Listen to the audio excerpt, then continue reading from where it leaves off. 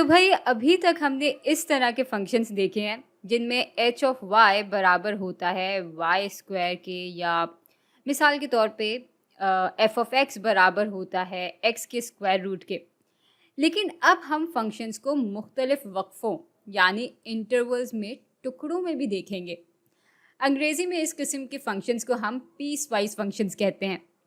जैसे इस ग्राफ पे अगर आप गौर करें तो यहाँ से यहाँ तक फंक्शन बिल्कुल एक जैसा कांस्टेंट रहता है, और फिर यहाँ एकदम से ये उछलकर इस कदर पे आ जाता है, और फिर ये मुसलसल यहाँ पे रहता है, और इसके बाद एकदम से इस कदर पर पहुँच जाता है।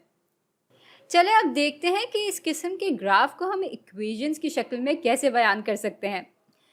तो ये एक्स एक्सिस है, जबकि इस एक्सिस को हम वाई का नाम देंगे, जो कि बराबर होगा एफ ऑफ एक्स के। हमारे पास यहाँ 3 वक्फे हैं, तो इतनी जगह छोड़ देंगे इधर। पहले वक्फे में हम -9 को शामिल नहीं करेंगे क्योंकि यहाँ दायरे में रंग नहीं भरा हुआ। तो इसका मतलब ये है कि यहाँ यानी इस वक्फे में x -9 से ज़्यादा होगा और -5 से कम या उसके बराबर होगा, क्योंकि यहाँ दायरे में रंग भरा हुआ है।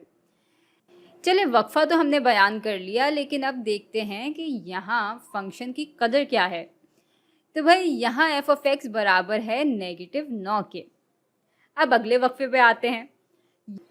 यहाँ x की कदर -5 से ज़्यादा और -1 से कम या उसके बराबर होगी, और इस इंटरवल पे एफ ऑफ एक्स बराबर है 6 के।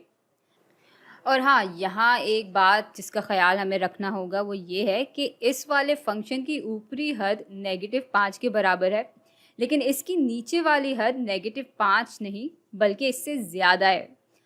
कहने का मकसद ये है कि हम ये फ़र्ज़ नहीं कर सकते कि ये तसलसल में चलता जाएगा और -5 इन दोनों ग्राफ में मौजूद होगा, क्योंकि असल में देखा जाए तो ये ग्राफ तो यहाँ पे टूट रहा है। तो ये वक्फ़ा ख़ास तौर पे इस फंक्शन की इस कदर के लिए है, जबकि ये वाला इसके लिए है। और अब आखिरी वक्फे में x ज़्यादा होगा -1 से और कम या बराबर होगा 9 के, और यहाँ फंक्शन की कदर -7 के बराबर है।